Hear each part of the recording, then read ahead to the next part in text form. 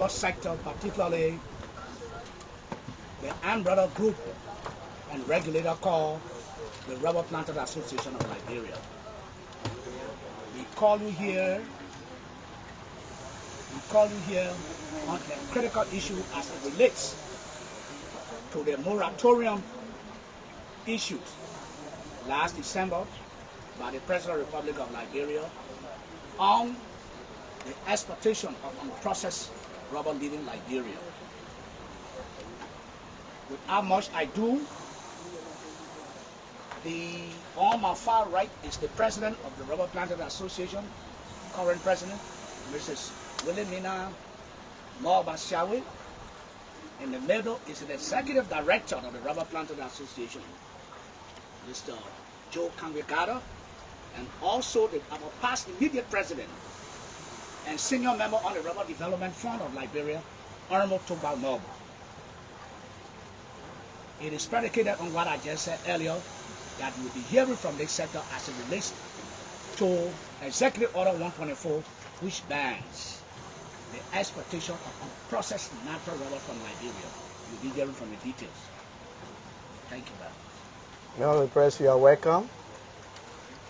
The press statement reads, the Rubber Planters Association of Liberia supports Executive Order number 124 of the moratorium on the exportation of unprocessed natural rubber.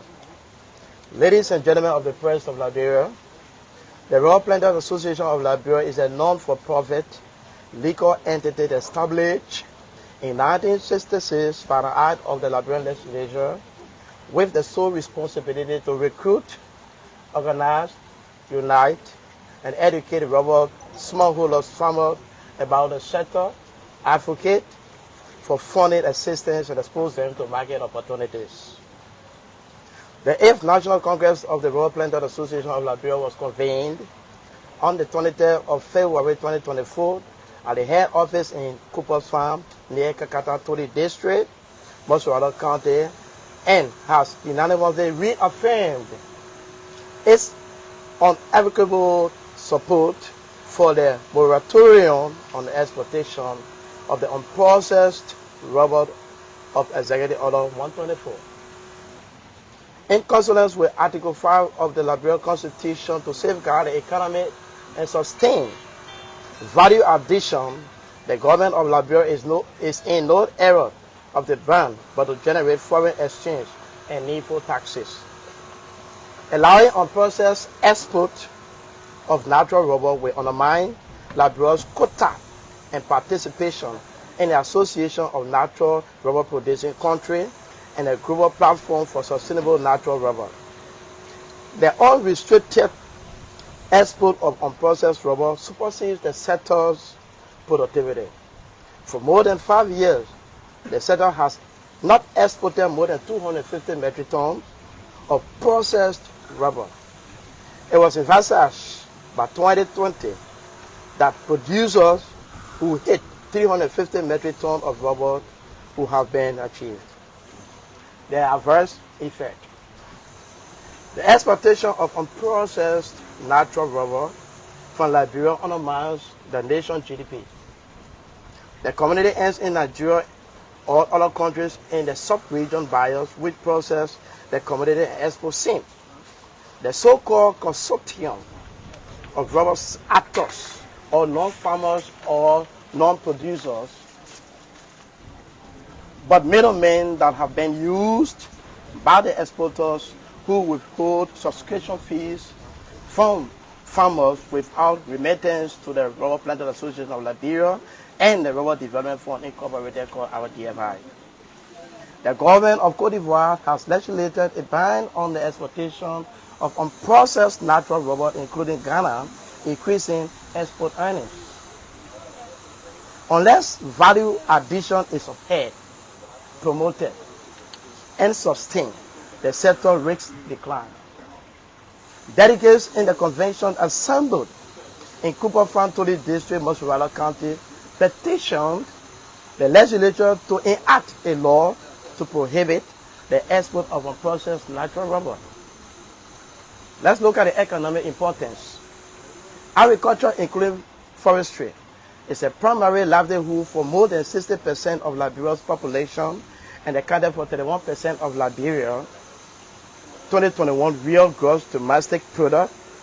Rubber is a dominant revenue generator, accounting for 12.5% of total export received in 2021. Note that 16% excuse me, of the revenue of Liberia various estimate put the number of people employed by commercial rubber farms at 20,000 and the number of smallholder households involved in growing rubber trees at 35,000. Liberia key agriculture and forestry sector output, according to record 2019 to 2021, states that 87,707 metric tons was produced and exported. Problem statement. Globally, importing and exporting raw material can influence the GDP, its exchange rate, and its level of inflation and interest rate. In the rubber sector of Liberia, many smallholder farmers face problems or challenges with the drop down of rubber prices, with the prices of raw material always depreciating because of no value, whereas the price of finished rubber is better. 16% of the revenue of Liberia is generated from the rubber industry, and exportation of unprocessed natural rubber undermines value addiction, diminishes revenue, adversely impacts the economy. It has been observed that some unscrupulous group of the industry is banning on the exportation of unprocessed natural rubber, withholding 4% of the government of Liberia tax rubber development funds and subscription fee of the Rubber Plant Association of Liberia without remitting sin. This unfair business has increased theft on rubber farms and plantations of late. As a result of the foregoing, additional cost of security employment is high. Loss in income for rubber planters and hardships have incurred. Finally, loss in needed revenue and traceability of their commodity is threatened, and theft is increasing on local farms and plantations. The cost to maintain security is high and increases production loss. RPA has noticed that unrestricted purchase and legitimate funds for the sector have evaded by some exporters of the industry, leading on political affiliation. Recommended action. The government of Liberia released Executive Order number 124 on November 23, 2023, which imposed a temporary ban on the exportation of unprocessed rubber as part of its effort to improve the rubber industry in the country so that it offers more benefit to the country. Henceforth, the Rubber Plant Association of Liberia is in strong support of the government of Liberia because adding value to natural rubber could generate higher profits, decrease the unemployment rate of the country's citizens, and contribute to income generation for the poor population. We have officially signed a resolution to this effect that says, 1. The Rubber Plant Association of Liberia declares the high rate of theft on plantations, the high cost to retain security, and loss in daily production, strongly support the moratorium on the exportation of unprocessed natural rubber by the government of Liberia, and have discovered that the traceability of rubber sales is unknown. The government of Liberia legislates laws on the ban of the exportation of unprocessed natural rubber to have value addition for manufacturing. That the legislation will significantly impact the regulations of the rubber sector, thus resulting in the establishment of rubber processing plants in the country.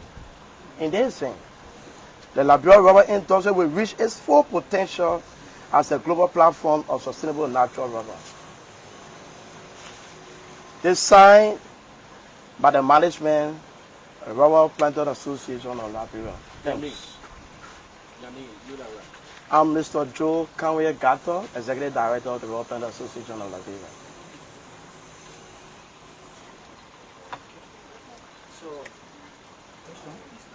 Yeah.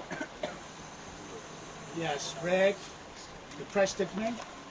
It's time for questions and answers. Yeah, my name is Benjamin Quay Johnson, and I report for Freedom FM. I can remember early, the end of last year, the president released this executive order. The former president, since then, they have taken about 3 to 4 months. Why now the press statement? Since the president released it. Thank you. Your name? My name is Chokwa Moba. The press statements and press conference are held here. We're supporting it and our administrations. The reason is clear. Traceability. If the Ministry of Finance can be able to publish the report for concession to who export rubber, processed rubber, they receive more tax from the government, from more concessions to government, the month of December and January. And it's clear that indeed we are supporting it because to protect the local farmer, the smaller farmer, because most of our farmers across the country complain about theft. And those who are exporting raw rubber, we are called on them to have a dialogue. If you have a rubber in your possessions to get maybe a breathing space for 15 days or 16 days to get rid of. But whereas you want to continue the practice, no country in the sub-regions is doing that. And that's why we're supporting it. And also to protect the smaller farmer. If I have a farm of 50 acres or so, I go and tap on my rubbers and leave the rubber to find overnight somebody or come and take it and store it. Then which may have higher security. It's clearly in our press statement. That's why we are supporting it. And the new administrations are coming to support it. The only thing is that we will tell the government of Liberia to have a consultations with the Rubber Development Fund, the Rubber or planter associations, to give them the insight. Why are we supporting it? We have to talk with all. And leaving the ban, it will not help Liberia. It will not help the industry. If you look at our 2021 resolution, we said that by 2024, we will be able to export 350,000 metric tons. We are down because the unprocessed rubber had not been captured on our rubber export from Liberia. So this is why in the previous administration, and we have a resolution signed for the 15 countries and to support it. Yeah. Okay. As a body, my name is Emmanuel. I work for Fortune TV. As a body, when did you come to the realization that the exportation of unprocessed rubber was hurting your organization? Thank you. The present president will come in. The previous ban was supported by RPL, the petitions, the former president Salif to put the monitoring. The records are there, so she will speak to that at the time. So with that, it is not just current that we recognize the shipping of unprocessed rubber to be a hazard in the sector. If you can recall Moratorium 50, it's the same moratorium banning the exportation of unprocessed rubber. Moratorium 16 also in the same line. The idea of shipping rubber unprocessed had created so many theft rates. From 2010, we had the situation where farmers were being marginalized and even being dealt with, where they have no control over their rubber produce. In a car, people sell rubbers everywhere. The type of became a rubber sellers. So with all these things also hindering the revenue generation from government. So affecting the poor farmer cannot realize or not even break even. These are some of the problems that we have incurred over the period of time. Coming back now, with the global warming situation that we have, Liberia is a member of the natural rubber producing country in the world. And our produce need to be certified. If it's coming with a sustainable rubber produce that need to be well marketed, it need to be certified for specific. One, traceability. Where does rubber come from? Which farm produce this rubber? Are they going against the deforestation? Are they playing this rubber with either swamp? Or if this rubber is clean, are they practicing child labor? So with all of these things become Liberia being a member of these organizations, and now we have to be compliant to the law. If we go back to our neighboring countries, Africa is based on the same background. That today the expectations of processed rubber have been banned. In Africa, it's not only being moratorium, but it's now being added in the law. So what difference of us of the variance and that of our neighboring country? We have the same producing country in this world. Liberia was one of the #1 country in the past in West Africa as a leading rubber producing country. Now we are nowhere. Africa are taking all of us. And we are all hearing and seeing the reality. The expectations of unfinished product will never be certified. But the profit lies right within the end product, which is the finished product as manufacturing. So we are now going into that. You have processors that are invested here in this country. They have factories. Even I here as a smallholder farmer had an RSS plant. So if we do support the expectations of unprocessed rubber, we are undermining ourselves. So this is quite important that government should see the need. It is not being political, but it is affecting us as farmers and processors. So we are full support of the moratorium. We even asked in the legislature to add that in the law. Not only be moratorium, because moratorium lasts for 12 months. Yeah. So that is if you see us coming frequent, reminding the public that they should see the need, the important need, that they should be abolished. That is the reason. So my name is Chito Lekori and I come from Prime FM. Since the imposition of this moratorium by the president in November of last year, there have been multiple calls, not only from us, but local farmers, that the moratorium is undermining the sector.